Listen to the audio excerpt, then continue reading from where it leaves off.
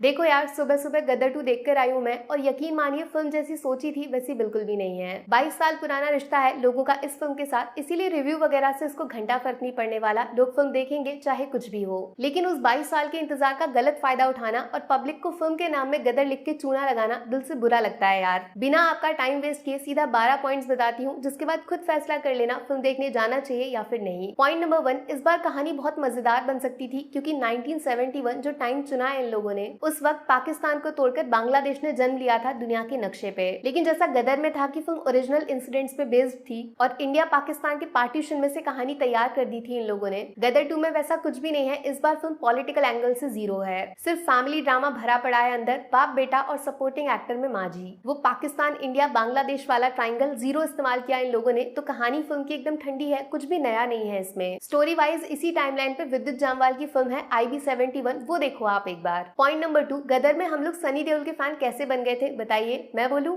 उनके डायलॉग्स और उस डायलॉग को बोलने का तरीका, एक एक शब्द सीधा कानों से दिल दिमाग तक पहुंचता है। अब सोचो सनी देओल से उनके डायलॉग्स छीन लिए जाएं पूरी तरह, सिर्फ हर सीन में उनको जोर से चिल्लाने को बोला जाए, कोई सेंस बनेगा इस शोर शराबे का? गदर 2 की राइटिंग बहुत खराब है लिटरली, डायलॉग्स तो छोड़ो आप, नॉर्मल कन्वर्सेशन दो लोगों के बीच में एकदम बोरिंग है। पॉइंट नंबर 3, गदर 2 के साथ जिस बात का सबसे बड़ा डर था वो सच हो चुका है। कुछ लोगों ने बोला था ना कि डायरेक्टर साहब के पास वाकई कोई कहानी है बताने को, या फिर सिर्फ अपने बेटे के करियर को बचाने का बहाना है ये। सैडली दूसरा वाला ऑप्शन एकदम सही निकला, दिल पे पत्थर रख के बोल रही हूँ इस बात को मैं। फर्स्ट हाफ पूरी तरह उत्कर्ष शर्मा को दिया गया है, जबकि सेकंड हाफ में सनी देओल को याद किया जाता है फिल्म की डूबती नैया बचाने के लिए। अगर आप पैसा खर्च कर रहे हो सनी सर के नाम पे, तो भैया 50% वापस मांगने का हक बनता है आपका डायरेक्टर से। यहीं से निकलता है पॉइंट नंबर 4, एक्चुअली जो 50% फिल्म का हिस्सा दिया गया इन दो नए कैरेक्टर्स को, वो सबसे ज्यादा वर्स्ट पार्ट है इस पूरी फिल्म का। कोशिश हुई थी पूरी तरह सकीना वाली लव स्टोरी को रिपीट करने की, लेकिन निब्बा निब्बी वाला लव एंगल ज्यादा बन गया, जिसको देखकर इश्क मोहब्बत नहीं सिर्फ और सिर्फ नींद आएगी आपको।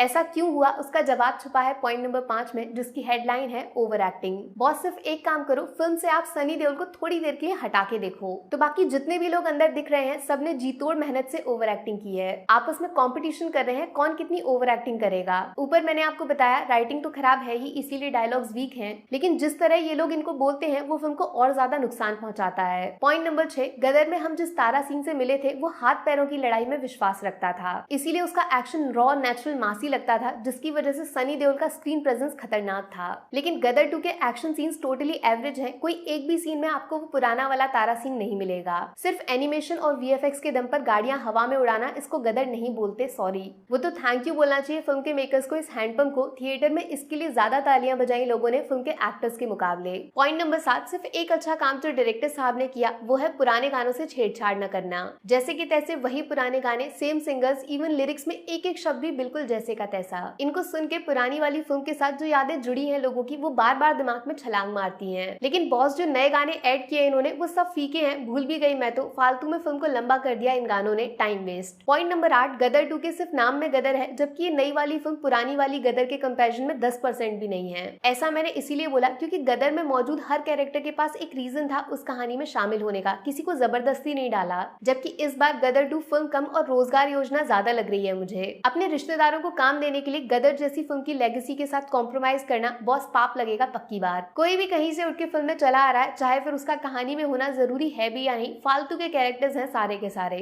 और सबसे ज्यादा फालतू है पॉइंट नंबर 9, अपनी गदर 2 का विलन, भाई एकदम अनवांटेड कैरेक्टर। कहाँ आप उम्मीद लगा रहे थे कि अमरीश पुरी सर के बगल में खड़े होने वाला कोई कैरेक्टर तैयार किया जाएगा गदर 2 में? हकीकत में इस फिल्म का विलन ऐसा लग रहा है अपने ही कैरेक्टर का मजाक उड़ा रहा है, मतलब कॉमेडी ज्यादा बना दिया, एक्शन कम। जो फेस ऑफ होना चाहिए था तारा सिंह का पाकिस्तान के अंदर घुस के एक बराबरी के विलन से, वो शेर वर्सेस बकरी की लड़ाई बन के रह गई। इसीलिए जब फिल्म एंड होती है ना, तो आपको वो फीलिंग आएगी नहीं कि तारा सिंह को जरा सी भी दिक्कत हुई पाकिस्तान के अंदर। सिर्फ सिगार जलाने से कोई विलन नहीं बन जाता, ये सबसे बड़ा सबक मिलेगा बॉलीवुड के डायरेक्टर्स को, राइटिंग, एक्टिंग और कहानी जरूरी होती है। पॉइंट नंबर 10 में मैं वो बोलूंगी जो आप लोग सुनना चाहते हो गदर 2 के बारे में, अच्छी बात, पॉजिटिव्स। सनी देओल और फिल्म के लास्ट के 15 मिनट, बस यही वो चीज है जिसकी वजह से आप फिल्म के टिकट का पैसा बर्बाद नहीं समझोगे। यहाँ पे क्लासिक सनी देओल का तारा सिंह अवतार नजर आएगा, थोड़ा देर से आएंगे और कम देर के लिए आएंगे, लेकिन सामने वाले का पैंट गीला कर जाएंगे। एक अच्छा मैसेज देने की भी कोशिश की है सनी देओल ने फिल्म के क्लाइमेक्स में, जिसको सुनकर शायद कुछ लोगों को मिर्ची लग जाए, लेकिन तारा सिंह की बात सुननी पड़ेगी। पॉइंट नंबर 11, अमीषा पटेल का इस फिल्म में होना ना होना एक बराबर है, मतलब जिस सकीना की वजह से पूरी गदर की शुरुआत हुई वो गायब है इस बार। भाई जैसे गदर अधूरी अधूरी है तारा सिंह के बिना, ठीक वैसे तारा सिंह भी तो अधूरे हैं अपनी सकीना के बिना। इस जोड़ी को आपने रिप्लेस कर दिया इन दोनों नए एक्टर से जिनका प्यार एकदम बनावटी है, जीरो इमोशन जीरो फीलिंग्स। बस यहीं से निकलता है आखिरी लेकिन सबसे इंपॉर्टेंट पॉइंट नंबर 12, गदर 2 में इमोशंस नहीं है, फीलिंग्स नहीं है यार। गदर के साथ हम कनेक्ट कर गए थे जैसे मानो रियल लाइफ पार्टीशन को आंखों से लाइव देख रहे हैं हम। एक लड़की जिसको जान पे खेलकर एक आदमी पूरी दुनिया से बचाता है। खतरनाक नरेशन था जिसमें इंडिया पाकिस्तान वाला एंगल काम कर गया। एक एक सीन को सेलिब्रेट किया था लोगों ने उस टाइम, और इस बार भी सेम यही चीज करना चाहते थे लेकिन मेकर्स ने मौका ही नहीं दिया। गदर 2 में से अगर आप हैंडपंप को हटा दोगे ना तो एक भी चीज ऐसी नहीं है जिसके लिए सीटियां तालियां बजाने का मन करेगा। जीरो सेलिब्रेशन, ना किसी के जीतने की खुशी है और ना किसी के हारने का दुख। बस यहीं पे गदर 2 अपने मकसद में पूरी तरह फेल हो जाती है। अब यार मैंने जिस चश्मे से गदर 2 को देखा उसमें फिल्म परफेक्ट किसी भी एंगल से नहीं है, बाकी आपका ओपिनियन कुछ और भी हो सकता है। मेरी तरफ से फिल्म को 5 में से 2 स्टार्स, पहला सनी देओल की स्क्रीन प्रेजेंस और दूसरा क्लाइमैक्स के आखिरी 15 मिनट। नेगेटिव्स में सबसे बड़ी कमजोरी है फिल्म की राइटिंग, पुअर डायलॉग्स, दूसरा नए कैरेक्टर्स की जबरदस्त ओवर एक्टिंग